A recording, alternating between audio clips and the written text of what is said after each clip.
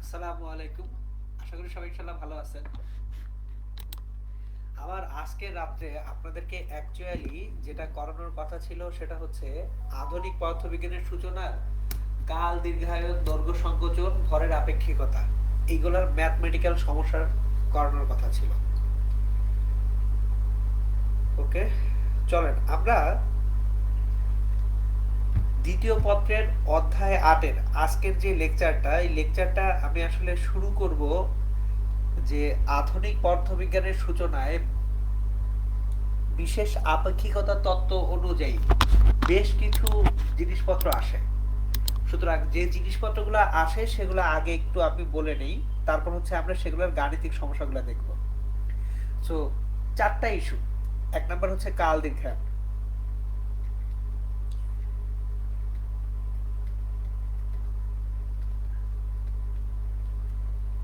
So time dilation.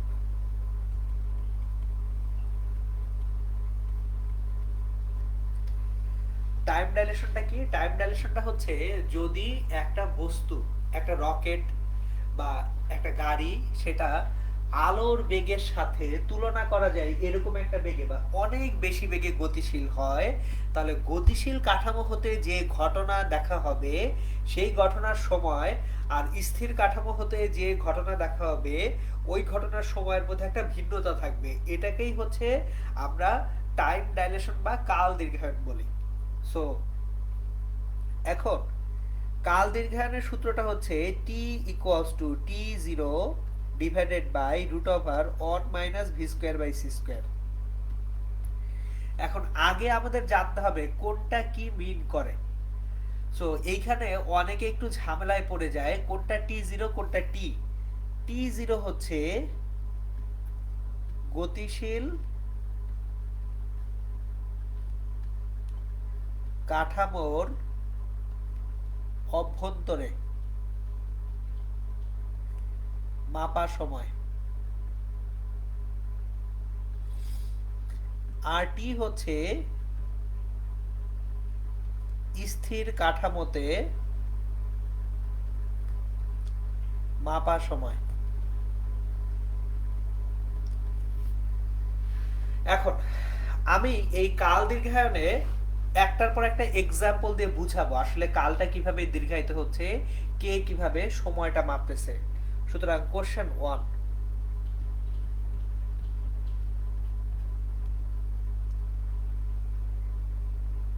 একটি দ্রুতগামী রকেটে করে একজন নভোচারী 0.8 সি বেগে মহাশূন্যে গেলেন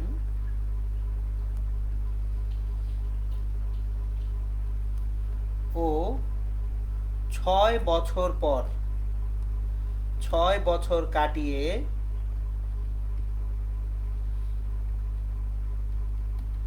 পৃথিবীতে ফেরত এলেন।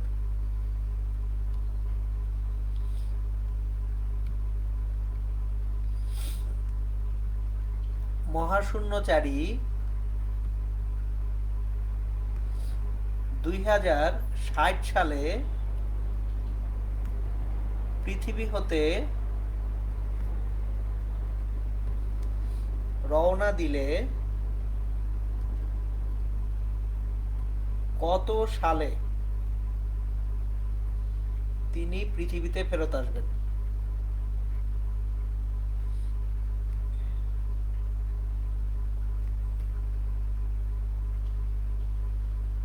আগে একটু প্রশ্নটা কেয়ারফুলি পড়বো আমরা। দেখেন, আমি এখানে আপনাদেরকে একটা একটা করে সিনারিও পড়াবো, একটা একটা করে সিনারিওতে যত রকমের ম্যাথ হতে পারে সব করাই দিব, টেনশন নেবেন না। খেয়াল করে দেখেন, মহাশূন্যচারী 0.8 সি বেগে মহাশূন্যে গেছেন, তার মানে তার যে বেগ ভি, মহাশূন্যযানের বেগ হচ্ছে ভি, ভি সমান কত? 0.8 সি। এখন খেয়াল করেন, মহাশূন্যচারী মহাশূন্যে 6 বছর সময় কাটিয়েছেন। তাহলে এই যে মহাশূন্যে যে 6 বছর সময় কাটাইছেন, এই সময়টা কে মাপছে? পৃথিবী থেকে নাকি মহাশূন্য যানের ভিতরের যে মহাশূন্যচারী? আমি অন্যভাবে বলি, ধরেন আপনাকে একটা গাড়িতে তুলে আমি ঢাকা থেকে কোনো একদিকে পাঠালাম। সো আপনি ঢাকা থেকে ধরেন ঢাকার বাইরে কোনো একটা অঞ্চলে যাবেন, গেছেন। আপনাকে কেউ জিজ্ঞেস করলো যে ঢাকার বাইরের ওই অঞ্চলে যেতে আপনার কত সময় লাগছে। কেউ একজন জিজ্ঞেস করলো যে তুমি যে গেলা, তোমার যেতে কত সময় লাগছে। সো যখন আপনাকে কেউ জিজ্ঞেস করতেছে যেতে কত সময় লাগছে, আপনি কি বলবেন? যে আমার এত ঘন্টা লাগছে। এখন আপনি যখন বলতেছেন যে আপনার এত ঘন্টা লাগতেছে, সো আপনি কোন ঘড়িটা দেখে বলছেন? আপনার হাতে যে ঘড়ি ছিল সেই ঘড়ি অনুযায়ী সময় মাপছেন। তাহলে আপনি এসে যদি বলেন যে আমি 12 ঘন্টায় ঢাকা থেকে এখানে এসে পৌঁছলাম, এই সময়টা কে মাপছে? আপনি মাপছেন। আপনি কোথায় ছিলেন? কোনো একটা গতিশীল বস্তুর অভ্যন্তরে ছিলেন। তাহলে এই যে 6 বছর কাটিয়ে মহাশূন্যচারী পৃথিবীতে ফিরছে, এই 6টা বছর মহাশূন্যচারী নিজে মাপছে। তাহলে গতিশীল কাঠামোর ভিতরে আপনার যে সময়টা আছে, সেই গতিশীল কাঠামোর ভিতরের মাপা সময়টা খেয়াল করেন। গতিশীল কাঠামোর ভিতরে যে মাপা সময়টা, সেই মাপা সময়টা হচ্ছে t0। তাহলে গতিশীল কাঠামোর মধ্যে মাপা সময়টা কি হবে? t0 হবে। সুতরাং দেখেন এই t0টা হচ্ছে 6 বছর। এটা মহাশূন্যচারী যেটা মাপছেন। তাহলে পৃথিবী থেকে মাপা সময় t সমান কি? পৃথিবী থেকে মাপা সময় যে টিটা আছে, এই টিটা কত? এখন তাহলে দেখেন t equals to t0 divided by root over 1 minus v square by c square। তাহলে t equals to t0 হচ্ছে 6 বছর, root over 1 minus v square by c square, 0.8 whole square। তাহলে 6 divided by root over 1 minus 0.64। তাহলে 6 by এটা হবে root over 0.36, 6 by 0.6 মানে 10 বছর। সুতরাং মহাশূন্যচারীর কাছে মনে হয়েছে উনি 6 বছর মহাশূন্য কাটিয়ে ফেরত আসছেন। পৃথিবীতে এই 6 বছরকে কত বছর বলে মনে হবে? 10 বছর বলে মনে হবে। তাহলে মহাশূন্যচারী তার কাঠামোর ভিতরে মনে হয়েছে 6 বছর গেছে, কিন্তু পৃথিবী থেকে মনে হবে কয় বছর গেছে? 10 বছর গেছে। তাহলে পৃথিবীতে 2060 সালে তিনি যাত্রা শুরু করছিলেন। উনি যখন পৃথিবীতে ফেরত আসবেন, দেখবেন পৃথিবীতে 10 বছর কেটে গেছে। তাহলে উনি পৃথিবীতে ফেরত আসবেন কত সালে? তাহলে পৃথিবীতে 10 বছর অতিক্রান্ত হলে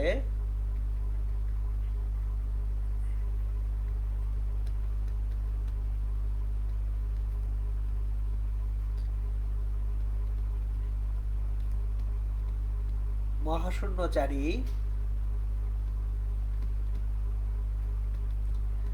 2060 প্লাস 10, 2070 সালে পৃথিবীতে ফেরত আসবেন।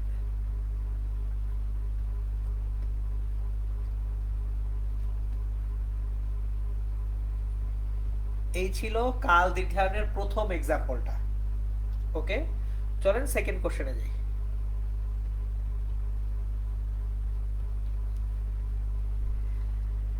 সেকেন্ড কোশ্চেনটায় আমরা যাব, কাল দীর্ঘায়নের দ্বিতীয় এক্সাম্পলে আমরা যাব।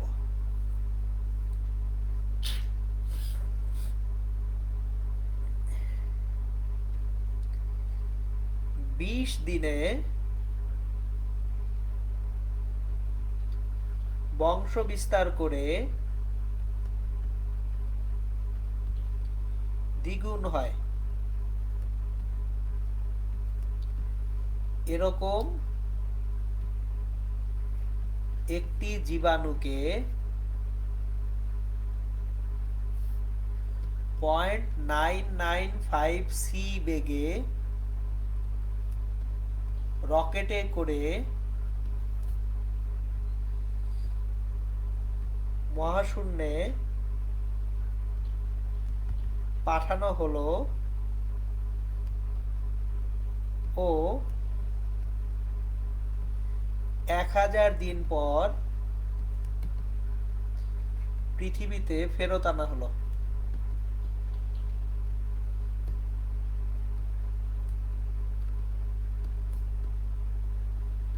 যাত্রা শুরুতে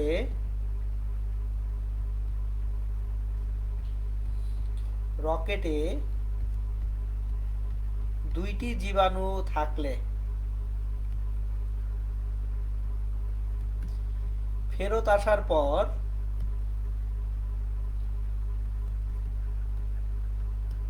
রকেটে কয়টি জীবাণু পাওয়া যাবে?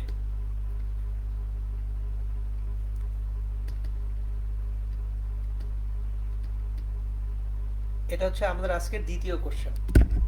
জিনিসটা খেয়াল করেন, একটা জীবাণু যে 20 দিনে বংশ বিস্তার করে দ্বিগুণ হয়, এরকম একটা জীবাণুকে 0.995 বেগে রকেটে করে মহাশূন্যে পাঠানো হয়েছে এবং 1000 দিন পর পৃথিবীতে কি করা হয়েছে? ফেরত আনা হয়েছে। এখন দেখেন, যাত্রা শুরুতে যদি রকেটের মধ্যে 2টা জীবাণু থাকে, ফেরত আসার পরে রকেটে কয়টা জীবাণু পাওয়া যাবে সেটা জানতে চাওয়া হয়েছে। ওকে, সো এখন একটা জিনিস খেয়াল করি আমরা, আমাদের এইখানে 1000 দিন পর পৃথিবীতে ফেরত আনা হয়েছে, তাহলে আমার মহাশূন্যে কাটছে কতদিন সেটা কি দেওয়া আছে, নাকি পৃথিবীতে কতদিন কাটছে সেটা দেওয়া হয়েছে? খেয়াল করেন, রকেট ফেরত আসে নাই, পৃথিবী থেকে রকেটটাকে পাঠানো হয়েছে, পৃথিবী থেকেই ফেরত আনা হয়েছে। তার মানে এইখানে 1000 দিন কোথা থেকে কাউন্ট হয়েছে? পৃথিবী থেকে। স্থির কাঠামো থেকে মাপার সময় 1000 দিন। তাহলে এখন আমরা জানি টি সমান T0 by root over 1 minus V square by C square. T হচ্ছে 1000, T0 কত জানি না, root over 1 minus 0.995 whole square. So দেখেন তাহলে T0 1000 root over 1 minus 0.995 whole square কত আসে সেটা আমরা একটু ক্যালকুলেট করি।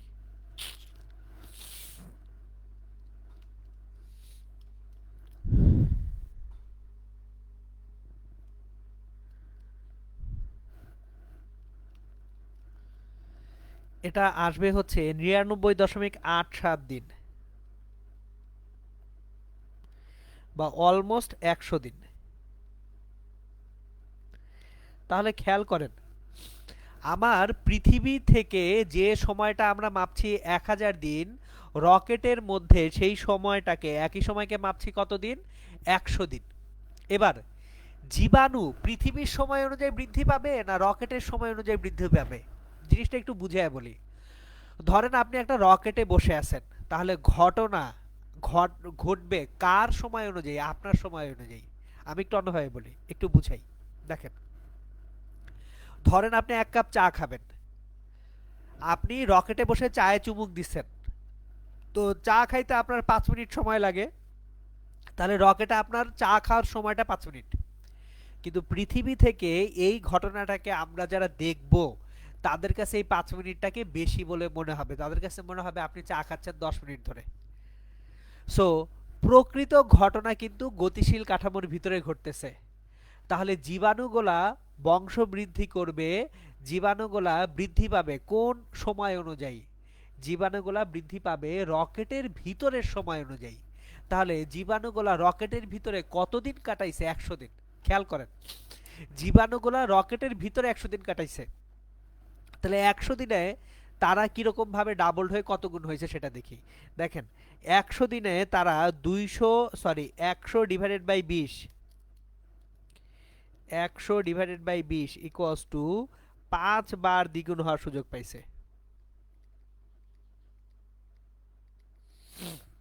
5 বার কি হবে? তারা দ্বিগুণ হবে। এখন জিনিসটা দেখেন, জিরো ডেতে কয়টা ছিল? 2টা। তাহলে 20তম দিনে কয়টা হবে? Double, 2 square. 40তম দিনে 2 কিউব। 60, 2 পাওয়ার 4। 70, সরি 70 না 80, 2 পাওয়ার 5। আর 100 ডেতে সেটা হয়েছে 2 পাওয়ার 6। তাহলে 2 পাওয়ার 6 কত দেখি? 4, 8, 16, 32, 64টি। তাহলে রকেটটা ফেরত আসার পরে রকেটের ভিতরে আপনি জীবাণু পাবেন কয়টা? 64টা। সো আশা করি জিনিসটা বুঝতে পারতেছেন। অলওয়েজ খেয়াল রাখবেন, প্রকৃত ঘটনা ঘটবে গতিশীল কাঠামোর ভিতরে। গতিশীল কাঠামোর মধ্যে যে ঘটনা সেটা হচ্ছে প্রকৃত ঘটনা। ওকে, 2টা কোশ্চেন গেল। এবার 3 নাম্বার কোশ্চেনে আসি। কোশ্চেন 3,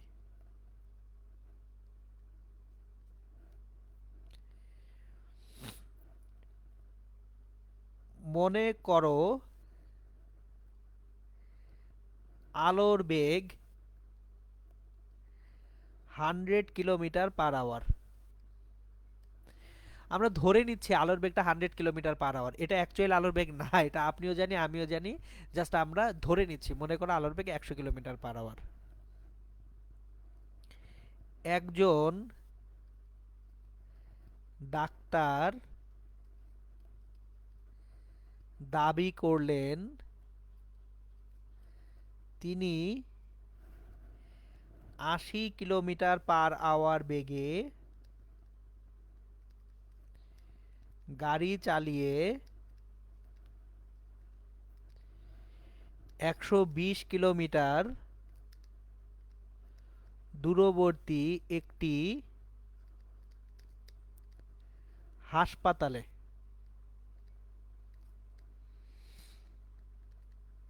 রোগী দেখে শেষ করেছেন 1 ঘন্টা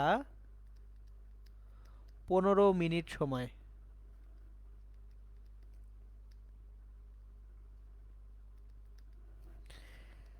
ডাক্তারের দাবির সত্যতা যাচাই করো। খেয়াল করেন, আমাদেরকে মনে করতে হবে যে আলোর বেগটা 100 কিলোমিটার/আওয়ার। ধরে নিতে হবে আলোর বেগ কত? 100 কিলোমিটার/আওয়ার। এখন ডাক্তার দাবি করছে উনি 80 কিলোমিটার/আওয়ার বেগে গাড়ি চালিয়ে গেছেন। কত দূরে গেছেন? 120 কিলোমিটার দূরে। 120 কিলোমিটার দূরের একটা হাসপাতালে রোগী দেখে শেষ করেছেন কত সময়ে? 1 ঘন্টা 15 মিনিট সময়। তাহলে ডাক্তারের দাবির সত্যতা কতটুকু সেটা যাচাই করতে বলা হয়েছে। এখন আসেন একটু খেয়াল করি এইখানে কেন ডাক্তারের দাবির সত্যতার কথা আসতেছে সেটা আগে একটু বুঝি। আগে আমরা সিনারিওটা একটু বুঝি। চলেন সিনারিওটা বুঝি। আমরা কাল, দীর্ঘায়ন, দৈর্ঘ্য সংকোচন এসব কিছু জানি না, খালি একটু সিনারিওটা, একটু কোশ্চেনটা বোঝার চেষ্টা করব। ধরেন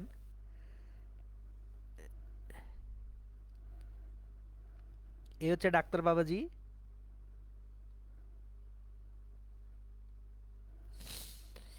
এখানে একটা হসপিটাল আছে।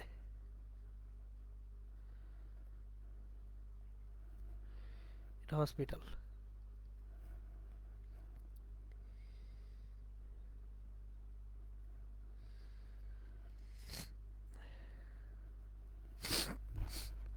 ডাক্তার থেকে হসপিটালের দূরত্বটা হচ্ছে 120 কিলোমিটার। ডাক্তার থেকে হসপিটালের দূরত্ব কত? 120 কিলোমিটার। এখন দেখেন ডাক্তার কি দাবি করছে? সে 120 কিলোমিটার দূরের এই হাসপাতালে গেছে, তারপর রোগী দেখছে, পুরা সময়টা লাগছে তার 1 ঘন্টা 15 মিনিট। এখন আপনি আমি যারা বাইরে থেকে স্থির কাঠামো থেকে দেখতেছি,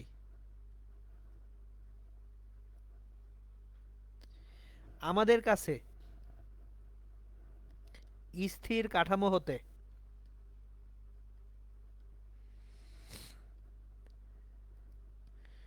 শুধুমাত্র হাসপাতালে পৌঁছাতে মাপা সময়।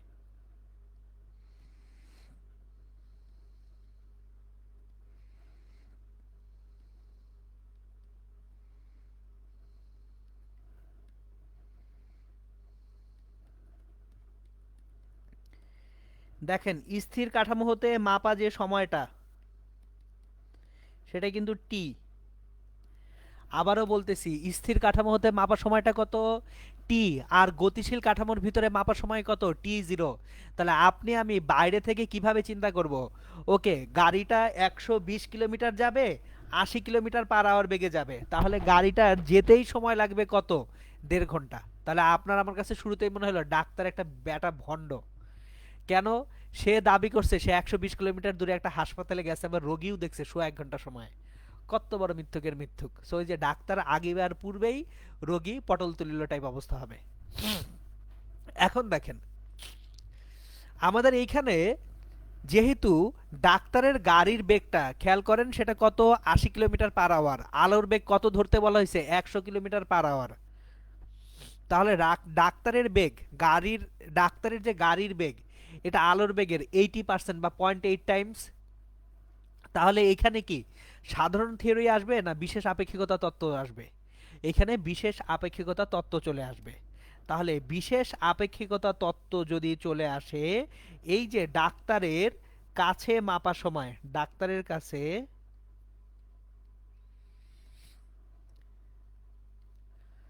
হাসপাতালে পৌঁছাতে সময়, ডাক্তারের কাছে মনে হবে তার হাসপাতালে পৌঁছাতে কত সময় লাগতেছে, এই সময়টা তার কাছে মনে হবে টি জিরো। এখন দেখেন টিটা হচ্ছে আমরা বাইরে থেকে ভাবতেছি 1.5 ঘন্টা, তাহলে টি জিরোটা কত,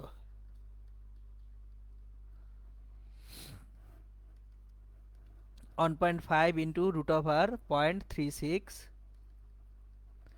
তাহলে ডাক্তারের কাছে মনে হবে তার হাসপাতালে যেতে সময় লাগছে 0.9 ঘন্টা, মানে হচ্ছে 54 মিনিট। 6 নং 54।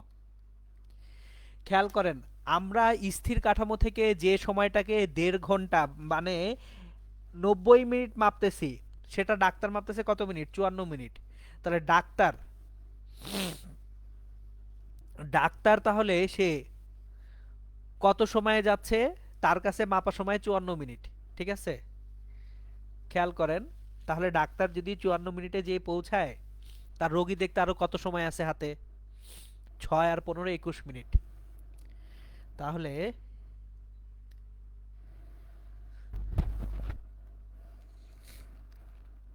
ডাক্তারের দাবি অনুযায়ী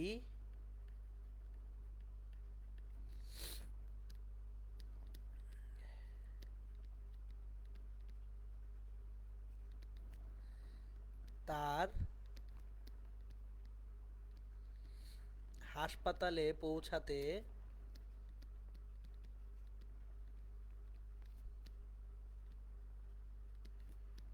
সময় লাগবে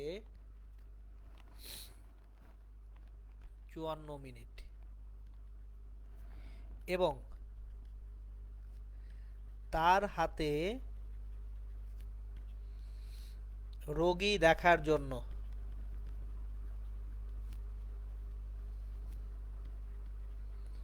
আরো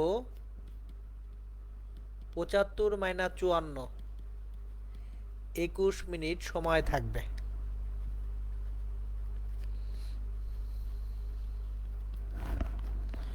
তাহলে আমাদের অ্যাকচুয়ালি এখানে ডাক্তারের দাবিটা কি যৌক্তিক, সঠিক।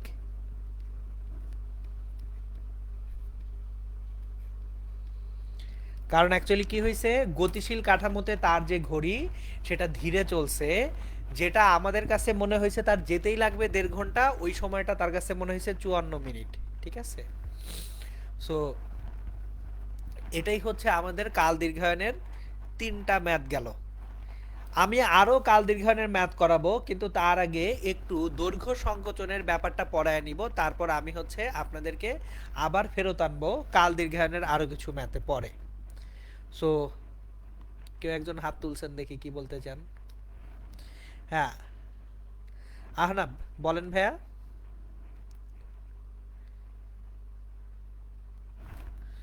ও ও আহনাব, আবার একটু শুরু থেকে বলেন, আমার মিউট করা ছিল তো শুনতে পাই নাই। কয় দিনে ডাবল হয়? ভাইয়া 20 দিনে। তাহলে প্রত্যেক 20 দিনে সে কি ডাবল হচ্ছে না? জি জি জি। বোঝা গেছে? ভাইয়া তো এটা তো এমনি জাস্ট ওই যে সিরিয়ালি ক্যালকুলেশন করে আসলেই হচ্ছে, আর কি দেখাতে হবে? আমি এই এটা দেখাইছি এই আসছে না কারণে। বুঝলাম, মানে ওটার ব্যাখ্যা।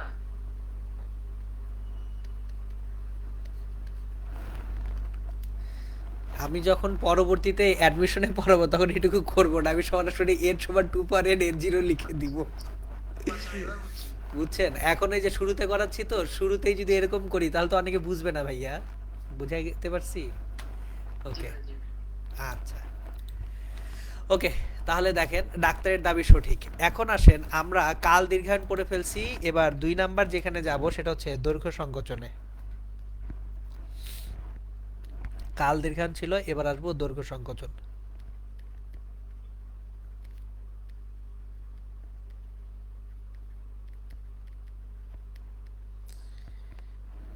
দেখেন,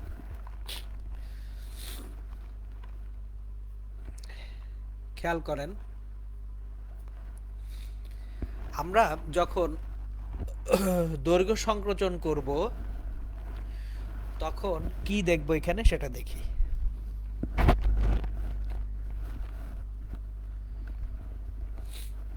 আমরা যখন দৈর্ঘ্য সংকোচন করব, কেন দৈর্ঘ্যটা সংকুচিত হয় সেটা আগে আপনাদেরকে একটু বুঝাইয়া বলি, যে দৈর্ঘ্যটা কেন সংকুচিত বলে মনে হবে সেটা আমি একটু আপনাদেরকে এখন বুঝাইয়া বলবো, যে দৈর্ঘ্য সংকোচনের অ্যাকচুয়ালি ইস্যুটা কিভাবে আসে। আমি কিন্তু আপনাদেরকে গ্র্যাভিটেশনাল ফোর্স ফিল্ড দিয়ে একটা এক্সাম্পল গত ক্লাসে দিছিলাম। একটা টিস্যুতে আমি যদি গতিশীল করে একটা বস্তুকে, তাহলে গ্র্যাভিটেশনাল ফোর্স ফিল্ড বাড়ে, সেটা আপনাদেরকে কিন্তু গত ক্লাসে বুঝাইছিলাম। সো চলেন আমি ওই এক্সাম্পলটা আজকে আবার একটু দেখাবো আপনাদেরকে বোঝানোর জন্য। সো ভিডিওটাকে অন করতেছি। ওকে, স্টপ শেয়ার। নাইস। দেখেন, আমি গত ক্লাসে আপনাদেরকে কাল দীর্ঘায়ন এই জিনিসটা পড়াইছিলাম, তখন আমি একটা জিনিস এক্সাম্পল দিয়ে বুঝাইছিলাম টিস্যু পেপার দিয়ে। এই ধরনের একটা টিস্যু পেপার। এখন আমার এইখানে ভর যত বাড়াবো বক্রতা তত কি হবে? বাড়বে। এই টিস্যু পেপারের ভিতরে যদি ভারী একটা বস্তু রাখি, বক্রতা বেড়ে যাবে না? বক্রতাটা যদি বেড়ে যায়, কার্ভেচার বা বক্রতা যত বাড়বে তত তার লেন্থ, প্রজেকশন বা লেন্থ কমে আসবে।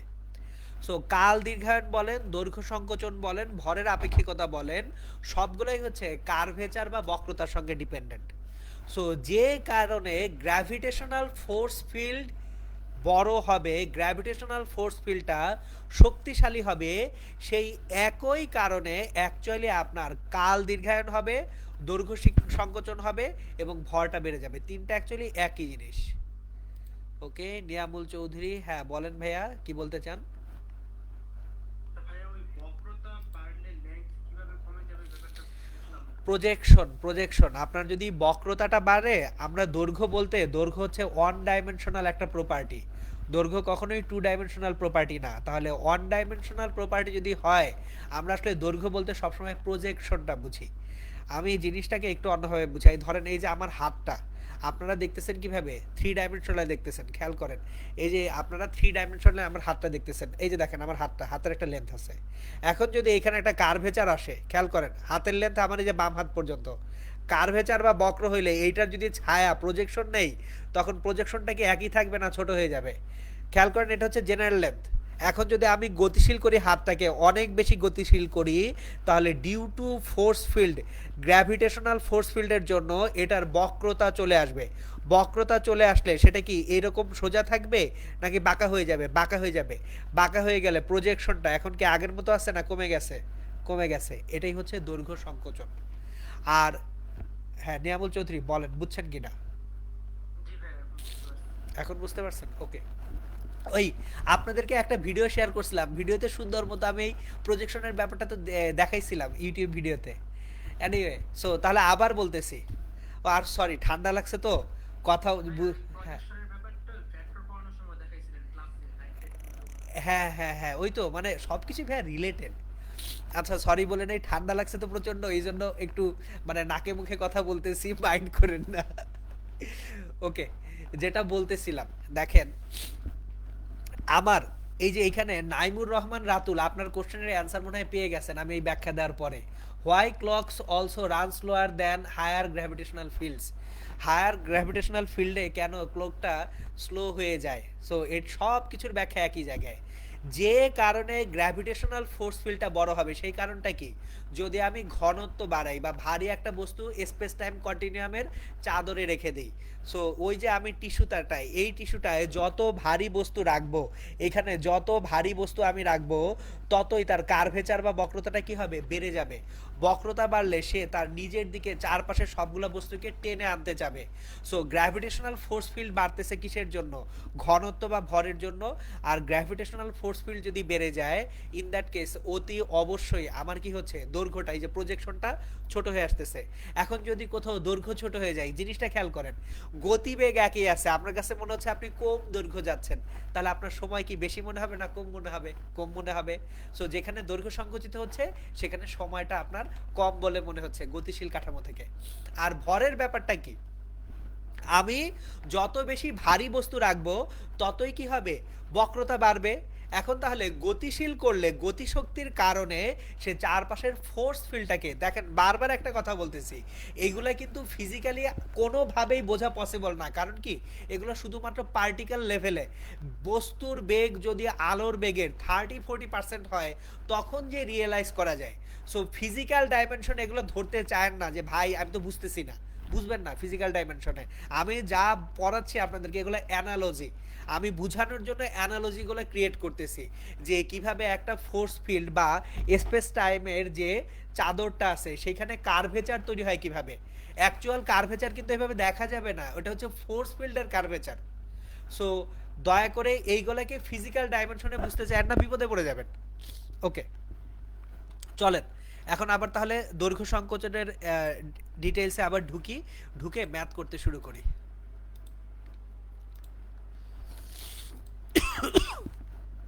সো দৈর্ঘ্য সংকোচনটা হচ্ছে L equals to L, L naught, sorry একটা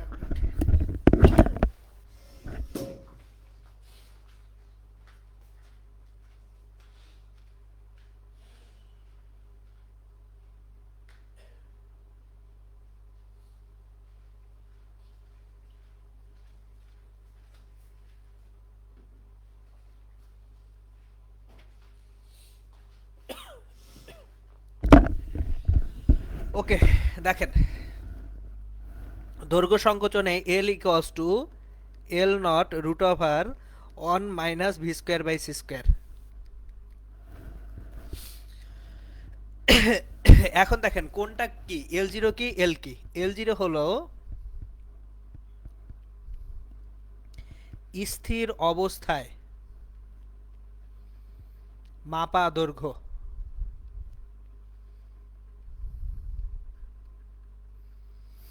আর এলটা হচ্ছে গতিশীল অবস্থায় মাপা দৈর্ঘ্য অথবা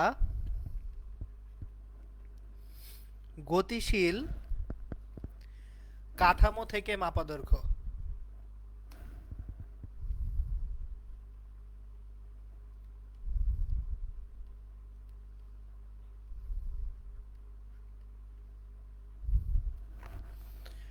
ওকে, এখন চলেন এইটা রিলেটেড ম্যাথ করব।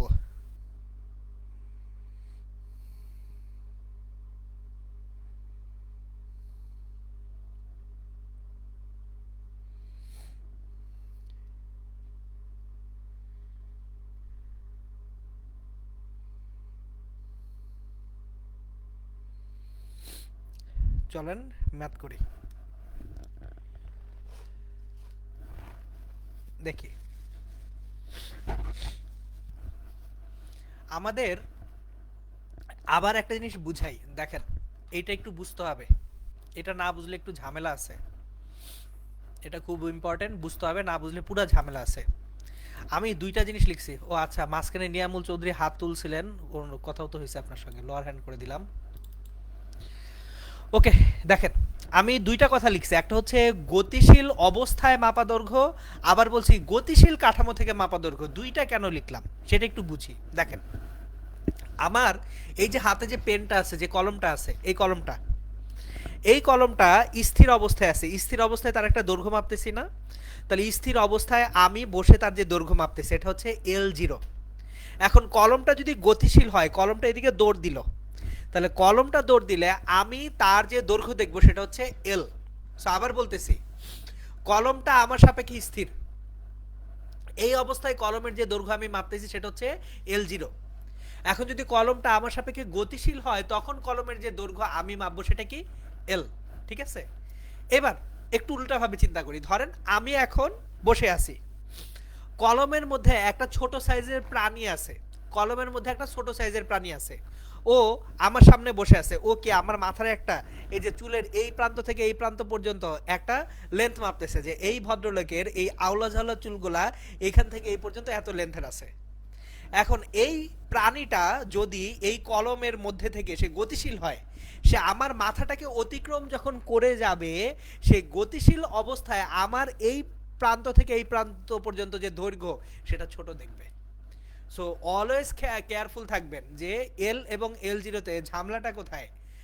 যদি স্থির অবস্থায় আপনি একটা বস্তুর দৈর্ঘ্য দেখেন, এটা স্থির অবস্থায় দৈর্ঘ্য, তাহলে এই বস্তুটা গতিশীল হইলে এই বস্তুর দৈর্ঘ্যটা ছোট দেখাবে। আর যদি দর্শক এই কাঠামোর মধ্যে থাকে, দর্শক এখন গতিশীল কাঠামোর মধ্যে, সে তাহলে বাইরের জগতের যে দৈর্ঘ্য সেটাকে ছোট দেখবে। সো এই জন্য আমি দুইটাই এখানে কিন্তু লিখে দিছি, এই ব্যাপারে একটু কেয়ারফুল থাকবেন। চলেন আমি ম্যাথ করতে করতে আপনাদেরকে শিখাবো, তাহলে জিনিসটা বুঝতে সুবিধা হবে ইনশাল্লাহ। ওকে, এখন তাহলে দৈর্ঘ্য সংকোচনের আমরা কয়েকটা ম্যাথ করি। 1 নাম্বার ম্যাথ,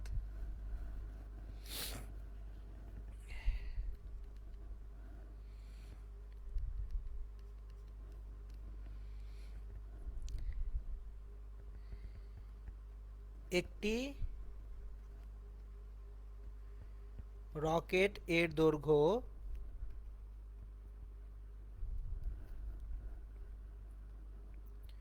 200 মিটার, 0.4c বেগে রকেটটি পৃথিবীকে অতিক্রম করে গেলে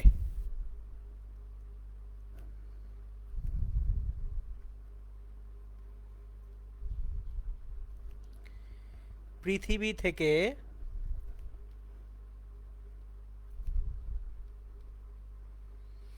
রকেটটির দৈর্ঘ্য কত বলে মনে হবে?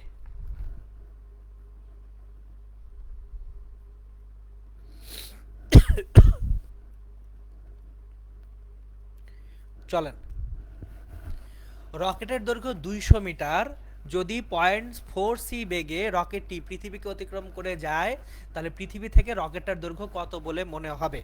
তাহলে এখানে L0 যেটা, সেটা হচ্ছে 200 মিটার। তাহলে L ইকুয়ালস টু কত হবে?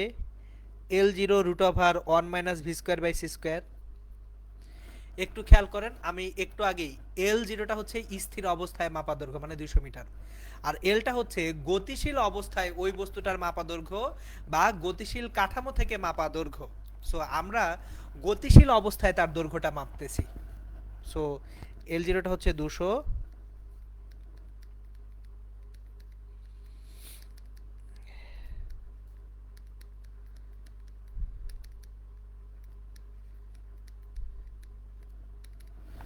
তাহলে দেখি দৈর্ঘ্যটা কত মাপবে পৃথিবী থেকে।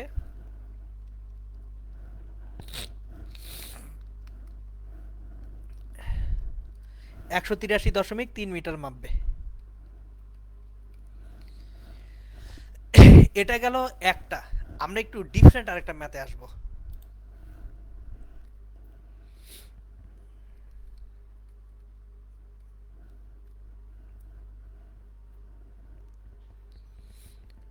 একজন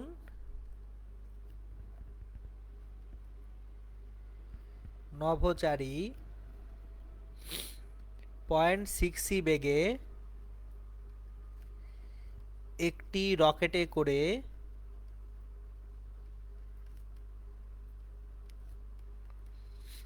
500 মিটার দৈর্ঘ্যের একটি খেলার মাঠকে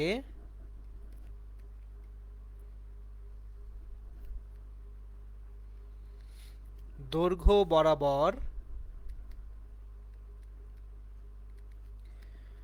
অতিক্রম করে।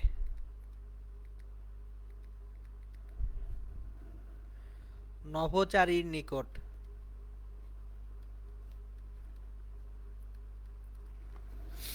মাঠের দৈর্ঘ্য কত বলে মনে হবে?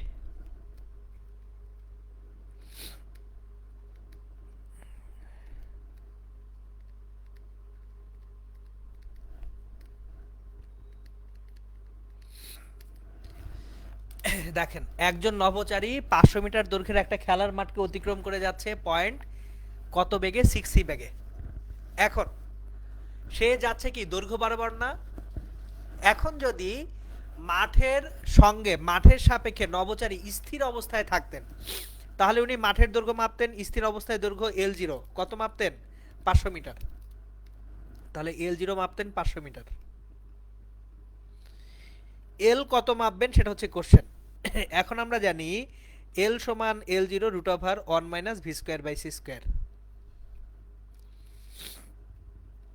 L0টা হচ্ছে 500 root over 1 minus V square by C square 0.6 whole square. 500 root over 0.64, 500 into 0.8, 400 metre মাপবেন। তাহলে দৈর্ঘ্যটা মাপবেন কত মিটার? 400 মিটার। ঠিক আছে, ওকে। তাহলে দেখেন, আমরা কাল, দীর্ঘায়ন এবং দৈর্ঘ্য সংকোচন দুইটা টপিক পড়লাম। 3 নাম্বার টপিক, আমি কম্বিনেশনে আসবো, টেনশন নিয়েন না। আগে হচ্ছে আমি বেসিকগুলো একটু শেষ করে নিচ্ছি।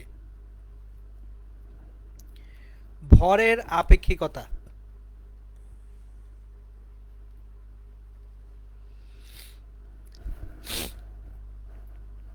দেখেন, আমি শুরুতেই ফোর্স ফিল্ডের এক্সাম্পল দিয়ে বুঝাইতে যে আমি আপনাদেরকে বলছি গতিশীল অবস্থায় ভরটা বেশি বলে মনে হবে, এবং সেটা আমি পড়াইছিলাম গত ক্লাসে। এম সমান M not divided by root over 1 minus V square by C square, যেখানে M0 হচ্ছে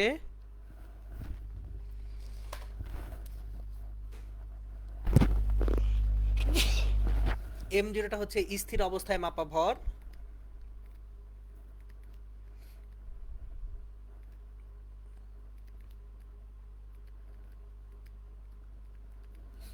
আর M হচ্ছে গতিশীল অবস্থায় মাপা ভর। এখন এখান থেকে দেখা যাচ্ছে যে গতিশীল অবস্থায় ভরটা বেশি বলে মনে হয়। আর 4 নাম্বার যে টপিকটা আছে এটা হচ্ছে ভর শক্তি সম্পর্ক।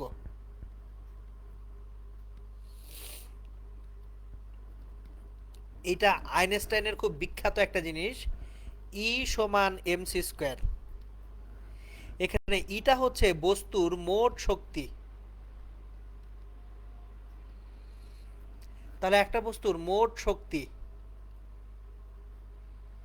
ইকুয়ালস টু, দেখেন এই থিওরিটা অনুযায়ী বস্তু যখন স্থির অবস্থায় থাকবে তখনও তার একটা শক্তি আছে। তাহলে মোট শক্তি হচ্ছে স্থির অবস্থায় শক্তি বা নিশ্চল শক্তি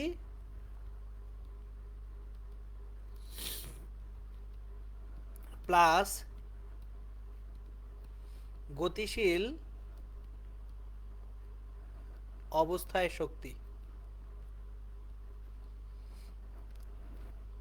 তাহলে নিশ্চল শক্তিটা হচ্ছে এম নট সি স্কোয়ার, নিশ্চল অবস্থায় যে শক্তিটা। এখন এর সঙ্গে গতিশীল অবস্থায় শক্তিটা কত, এটাকে টি দ্বারা প্রকাশ করা হয়, মোট শক্তি হচ্ছে এম সি স্কোয়ার।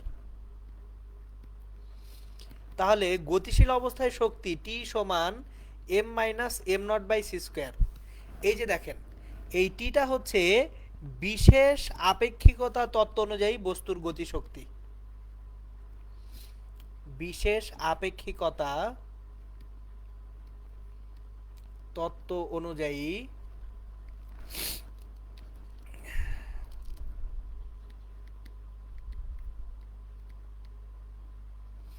বস্তুর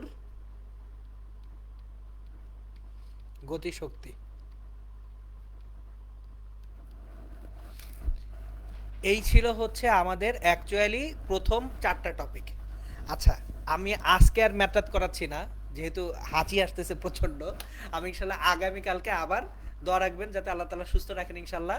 আগামীকালকে আমরা তাহলে এই 4টার কম্বিনেশন নিয়ে যা ম্যাথ আছে করবো ইনশাল্লাহ।